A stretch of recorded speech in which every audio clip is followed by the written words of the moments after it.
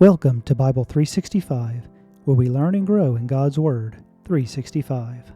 Today we are reading in Judges 15. Later on, at the time of the wheat harvest, Samson took a young goat and went to visit his wife. He said, "I'm going to my wife's room," but her father would not let him go in.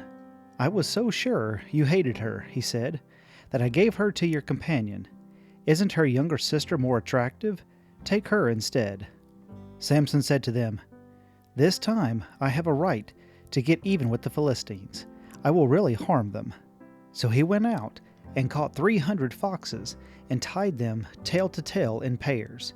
He then fastened a torch to each pair of tails. Lit the torches and let the foxes loose in the standing grain of the Philistines. He burned up the stalks and the standing grain, together with the vineyards and olive groves.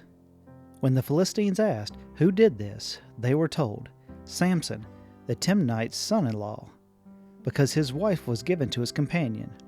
So the Philistines went up and burned her and her father to death. Samson said to them, "Since you've acted like this, I swear that I won't stop until I get my revenge on you."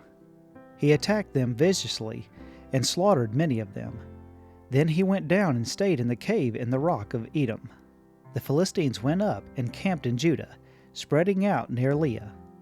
The people of Judah asked, "Why have you come to fight us?" "We have come to take Samson prisoner," they answered, "to do him as he did to us." Then 3,000 men from Judah went down to the cave in the rock of Etham and said to Samson, "Don't you realize that the Philistines are rulers over us? What have you done to us?" He answered, "I merely did to them what they did to me." They said to him, "We've come to tie you up and hand you over to the Philistines." Samson said, "Swear to me that you won't kill me yourselves." "Agreed," they answered. "We will only tie you up and hand you over to them. We will not kill you." So they bound him with 2 new ropes and led him up from the rock.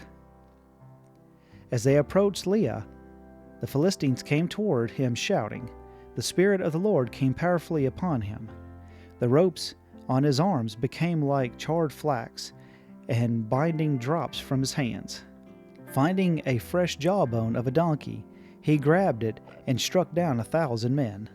Then Samson said, "With this donkey's jawbone I have made donkeys of them. With a donkey's jawbone I have killed 1,000 men." When he finished speaking, he threw away the jawbone, and the place was called Ramath-leah. Because he was very thirsty, he cried out to the Lord, "You have given your servant this great victory. Must I now die of thirst and fall into the hands of the uncircumcised?" Then God opened up the hollow place in Leah, and water came out of it. When Samson drank, his strength returned, and he revived.